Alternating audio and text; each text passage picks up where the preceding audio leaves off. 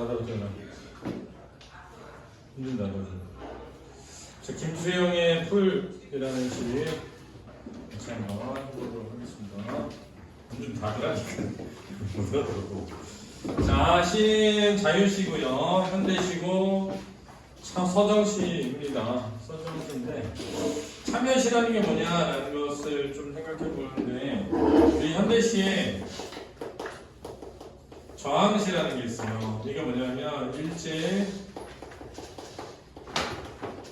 저항한 시들을 우리가 저항시라고 하거든요. 그럼 참여시는 뭐냐? 참여시는 독재에 저항한 시를 참여시다 이렇게 얘기하는 겁니다. 그렇죠? 서정시는 이제 정서 표현 위주의 시죠.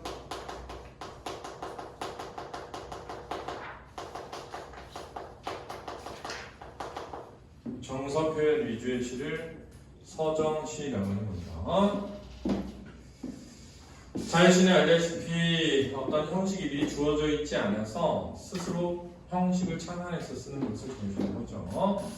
성격은 상징적이라고 되어 있는데 상징적이라는 말은 시와의 의미가 상징적이다라는 겁니다. 상징적이라고 하는 것은 다른 여러 것을 의미하게 될 때 우리가 상징적이라고 하는 거예요. 비유적이라고 하면 어떤 하나를 딱 꼬집어서 말하면 비유적이다. 다른 여러 것을 말할 수 있으면 상징적이다 이렇게 얘기하는 겁니다. 비판적이라는 것은 어떤 잘못을 지적하거나 또는 공격할 때 우리가 비판적이다 이렇게 얘기합니다. 그렇죠? 잘못을 지적하거나 공격할 때 이 시에 나오는 풀 여러 가지 상징적 의미를 지니는데 민중을 의미한다고 생각을 많이 하죠. 그죠? 그래서 상징적 의미를 지니고 있는 겁니다. 주제는 풀 끈질긴 생명력을 주제로 하고 있습니다. 특징은 대립적인 시상 구조를 지니고 있다라고 되어 있는데 대립이라고 하는 것하고 대비라고 하는 것하고 대조라고 하는 것은 같은 의미로 씁니다. 그렇죠? 그래서 짝을 이루다 는 것은 대응이라고 합니다. 대응. 그렇죠? 짝을 이루다 대응이에요.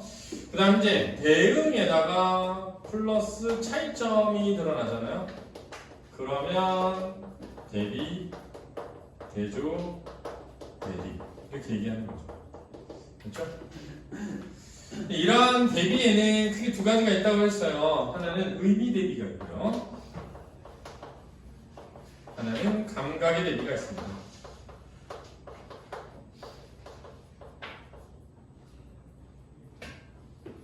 이 의미 대비에서 제일 많이 뭐였죠? 선생님이 긍정과 부정의 대비가 제일 많이 나옵니다.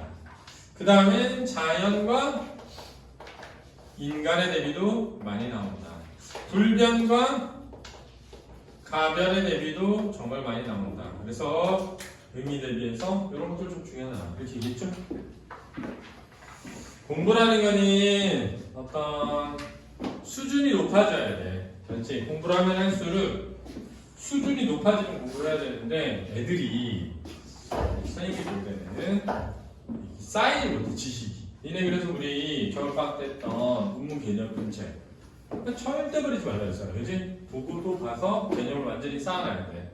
지금 3문 개념 하고 있는데 절대 버리지 말고 잘 쌓아놓고 여름방학 때 가져오라고 싹 잘 가져오시기 바랍니다. 그렇죠? 한번 쑥 훑어야 되니까 되짚어야 되니까 꼭 이렇게 해야 돼요. 자, 그 다음에 자연물을 의인화해서 표현하고 있고요. 반복과 대꾸를 통해 민감을 형성한다라고 할 때 지금 반복 몇 번? 2번 이상.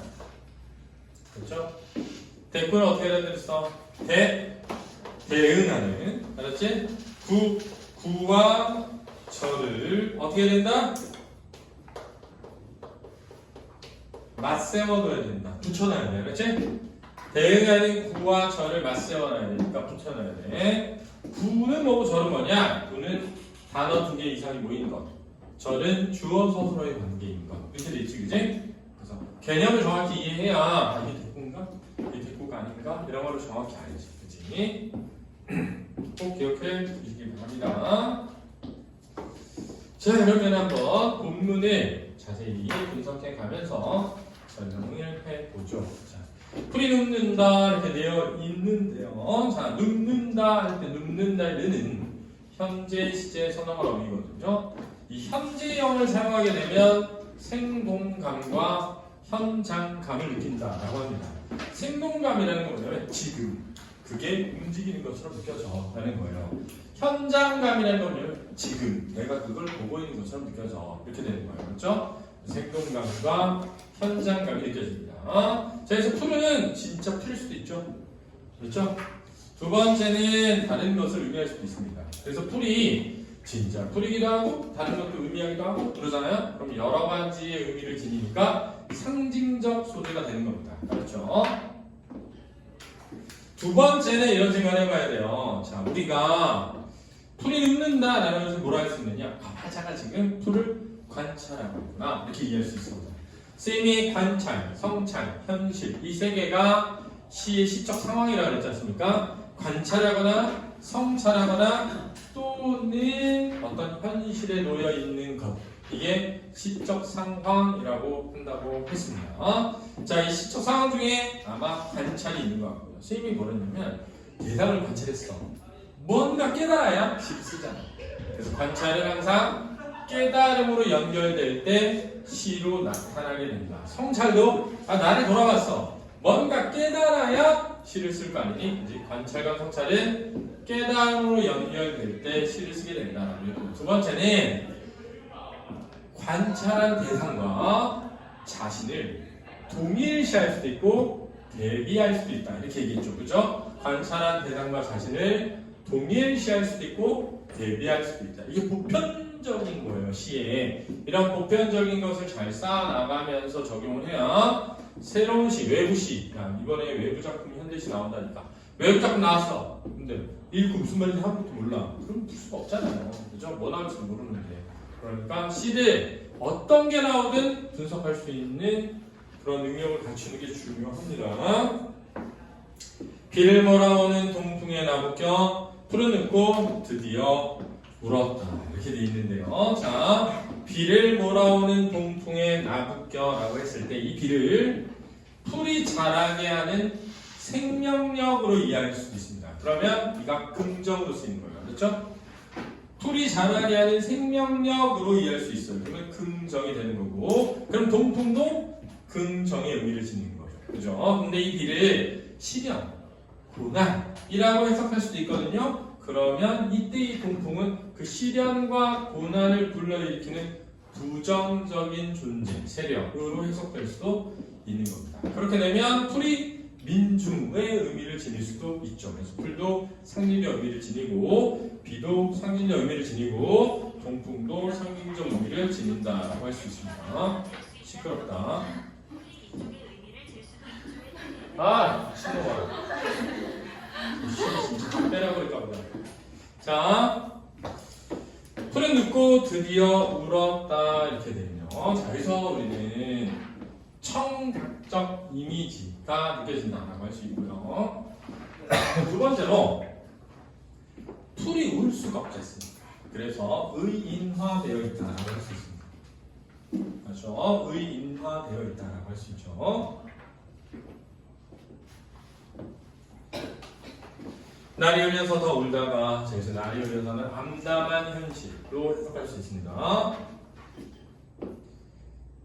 다시 누웠다 이렇게 되네요. 자, 바람에 나부껴 풀은 눕고 울다가 다시 누웠다 이렇게 됐죠. 자, 그러니까 울었다, 울다가 눕고 누웠다 이렇게 돼 있어서 유사한 시어가 반복되고 있습니다. 그렇죠? 유사한 시어가 반복되고 있습니다. 자, 눕는다, 눕고 누웠다 이렇게 하나의 시어를 변형해 가면서 반복하고 있다. 울었다, 울다가 이렇게 반복되고 있다라는 걸 알고 계셔야 됩니다. 풀이 눕는다. 자, 1년의 일행과 2년의 일행이 동일하죠. 그래서 동일한 시행의 반복도 맞는 말이 되겠습니다. 그렇죠?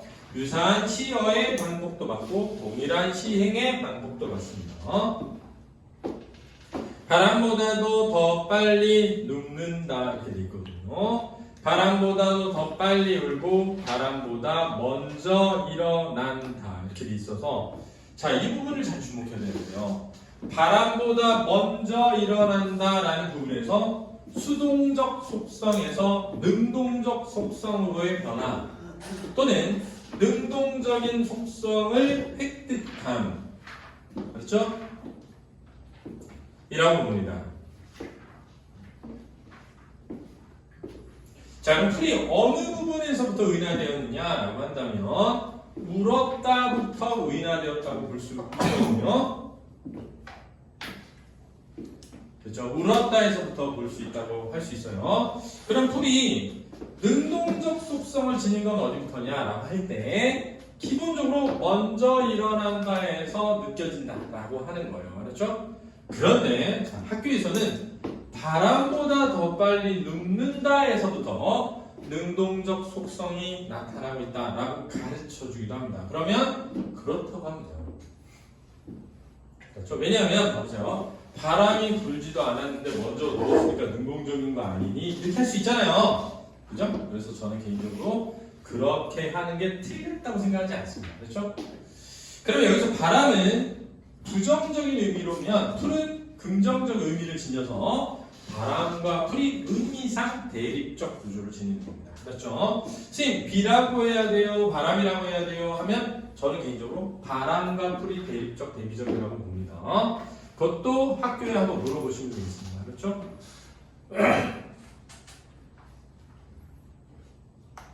됐습니까? 자, 그래서 먼저 일어난다 부분에서 시상이 전환되고 있다라고 가르치는 경우가 많습니다. 그런데 먼저 빨리 눕는다에서 시상이 전환된다고 할 수도 있어요. 그러니까 그건 반드시 쌤한테 확인을 하시기 바랍니다. 알았니? 네. 자, 그럼 이제 앉으면 수면성은 뭐냐? 제에서 있는 겁니다. 자, 내가 밖에 나가서 풀을 보고 있어. 풀을 보고 있어. 근데 검은 구름이, 비를 몰아오는 검은 구름이 이렇게 다가와. 그런데 뭐가 불어? 바람이 이렇게 부는 거야. 근데 잘 들어봐. 바람이 저 들판에서부터 불어서 나에게 불어온다고 생각해봐. 그럼 잘 들어. 아직 나는 바람이 부는 걸 못 느끼고 있는데 갑자기 풀이 뭐해? 누워. 이해되지? 그럴 수 있잖아. 내가 바람이 지금 나에게 불어오고 있는데 저 멀리서 오고 있어서 나는 못 느꼈어 지금. 근데 풀이 먼저 뭐해? 누워. 그 뒤에 바람이 이렇게 불어와. 그러면 바람보다 먼저 뭐 하는 거야? 누운 게 될 수 있잖아. 이해돼? 근데 바람이 나에게 불고 있는데 풀이 일어나. 왜? 그 바람이 이렇게 불어서 나에게로 오니까 나한테는 아직 바람이 뭐 하고 있는데? 불고 있는데 풀이 먼저 뭐해? 일어나. 그럴 수 있잖아. 이해돼? 근데 이제 여기서 시인은 그렇게 풀이 능동적인 모습으로 보일 수 있지. 풀이 그냥 수동적으로 바람이 불어서 누웠다 일어나는 게 아니라 스스로 누웠다 스스로 일어나는 것처럼 느껴질 수 있잖아. 그래서 그렇게 표현했을 수 있다고 생각해. 선생님. 무슨 말인지 알겠어? 그래서 직접 관찰하고 있는 대상으로부터 그걸 보고 깨달은 거야. 풀이 우리가 생각하는 것처럼 그렇게 수동적 존재가 아닐 수 있어. 이렇게. 풀이 그런 수동적 존재가 아닐 수 있어 라고 생각할 수 있다는 거죠. 그죠? 그래서 저는 개인적으로 이게 시인이 막 그냥 혼자 상상하는 게 아니라 나는 진짜 밖에서 그걸 보고 깨달은 거 없는 것 같아. 진짜 풀이 바람도 불기 전에 먼저 눕고 바람이 불고 있는데도 먼저 일어나네 라는 걸 보고 거기서 깨달은 거 없고 이런 식으로 썼을 수 있다고 생각해요. 거기에서 풀에서 민중의 속성을 느낀 거죠. 민중은 시련과 고통 속에서 눕기도 하지만 그 시련과 고통을 뚫고 뭐 하기도 한다? 일어나서 싸우기도 한다를 느꼈을 수 있다는 거죠. 날이 흐리고 풀이 눕는다. 지금 날이 흐리고 이게 부정적이고 암담한 현실이라고 해서 풀이 눕는다. 발목까지 발밑까지 눕는다 했는데 원래 풀은 발목도 없고 발밑도 없잖아. 그러니까 여기다 돼 있지, 그지? 그럼 발밑은 뭐지? 이렇게 생각할 수 있는데 아마도 이거 뿌리 걸로 보여. 뿌리, 알았지? 근데 보면 뿌리는 원래 안 누워야 되거든. 바람이 불어서 풀이 누울 수 있지만 뿌리까지 눕진 않잖아, 그지? 근데 우리가 어떤 얘기를 하냐면, 야, 삶이 뿌리째 흔들린다 이런 말 쓸 수 있잖아. 어떤 삶이 뿌리째 흔들린다. 뭔가 근본까지 힘들 때, 저 밑바닥까지 힘들 때 그런 말 쓰거든. 그러니까 이거는 어떤 고통의 심화라고 선생님은 생각한다 이거지. 어째 민중이 겪고 있는 어떤 고통이 심화되는 것을 이렇게 표현할 수 있다라고 생각한다는 거죠. 그런데 이런 생각 좀 해봐야 돼. 뭐냐면 니네 일부러 풀을 밟아. 왜? 풀이 튼튼하게 자라라고. 그렇지. 그리고 뿌리를 이렇게 흔들어. 뿌리를 흔들어서 그 안으로 공기가 들어가도록 하기도 하거든. 식물을 기를 때. 그러니까 아까 얘기했던 것처럼 비가 긍정적 의미일 수도 있잖아요, 그지? 그러면 여기서 이 물이 뿌리까지 미치는 긍정적인 것으로 해석할 수도 있다는 거죠. 뿌리 더 튼튼하고 강한 생명력을 얻기 위해 필요한 과정을 해석할 수도 있다는 거예요. 이해됐니? 그 두 가지 해석이 가능한 거예요. 하나는 민중의 삶이 뿌리째 흔들리는 고통의 심화로 해석할 수도 있고, 그렇지? 좀 긍정적으로 보면은 풀이 더 튼튼하고 건강하게 자라는 과정의 표현으로 볼 수도 있다는 거지. 알았지?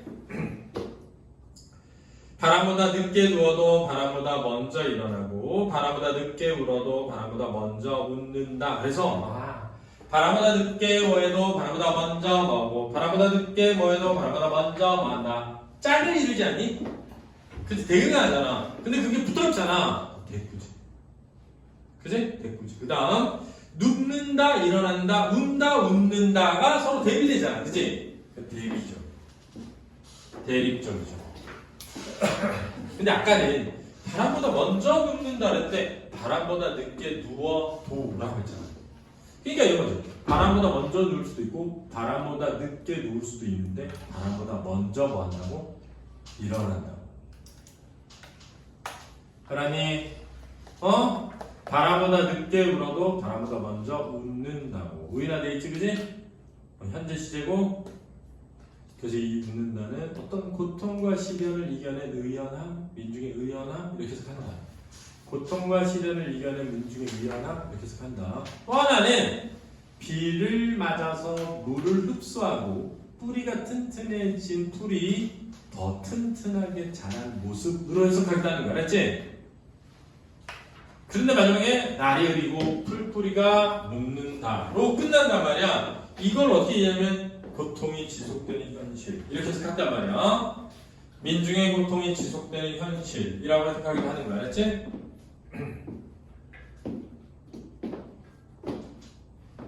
근데 반대로 이제 긍정으로 보면 풀이 더 튼튼하게 자라기 위한 조건으로 해석하기도 한다고. 알았지? 풀이 더 튼튼하게 자라기 위한 조건으로 해석하기도 한다고. 알았니? 이해되지? 김수영 씨는 1921년에 태어나셔서 1968년에 돌아가셨습니다. 47살에 돌아가셨네요. 한참 젊을 때인데. 4.19 혁명 이후에 현실 비판 의식과 저항 정신을 바탕으로 한 시를 많이 쓰셨어요. 그래서 이 시를 그렇게 해석합니다. 알았죠? 됐습니까? 그렇게 시인의 어떤 삶을 바탕으로 해서 시를 해석하는 걸 무슨 논이라네? 표현론이라네. 알았지? 이 시가 쓰여진 시대는 뭐 4.19 혁명 이후로 그런 거니 반영론이 되는 거야. 이 시대는 뭐 힘든 현실 속에 살아가는 독자에게 그럼 뭐라 그래? 효용론이라 그래. 이 표현론, 반영론, 효용론을 합쳐서 뭐라 그래? 외재적 감상법 이렇게 얘기하는 거지, 그지? 그럼 시 자체만 보면 화자, 청자, 운율, 상황 이런 것만 보면 내재적 감상법이라고 하는 거지. 존재론이라고 한다. 그런 감상법도 알아두시면 좋겠습니다. 자, 수고했습니다.